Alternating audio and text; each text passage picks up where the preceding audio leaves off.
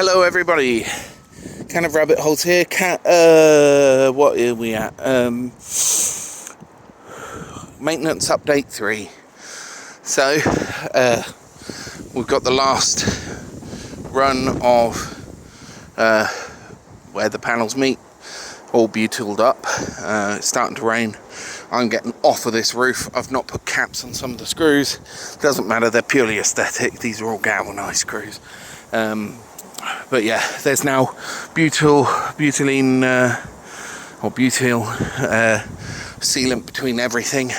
Gone through all of the pock marks and all of the holes that I can find, and everywhere that's got a screw I've put some more butyl on. So I had 3 of the this top piece, I can't even remember the name now, ridge sill, here the rain deflector and the barge board off, and then bent it all back, got it all sealed up, run some butylene along the joint as well, got it absolutely as full as I can, and here's hoping it just works. Tarps down, chopped all the stones back down, smashed one up, but there's no way of knowing until we've had some heavy rainfall, and I check it in a couple of days and find all my computer equipment destroyed. So what I'm going to do now is I'm going to go downstairs.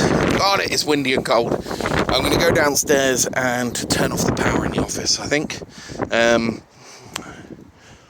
just to safeguard everything. It's a bit of an extreme measure, but I'd rather be safe than very, very sorry. So yeah, I'll turn everything off and hopefully come back in a couple of days and everything will be golden. Last time when I fixed this one, being up here walking about on it broke the seal on this one, which is why I had the problem.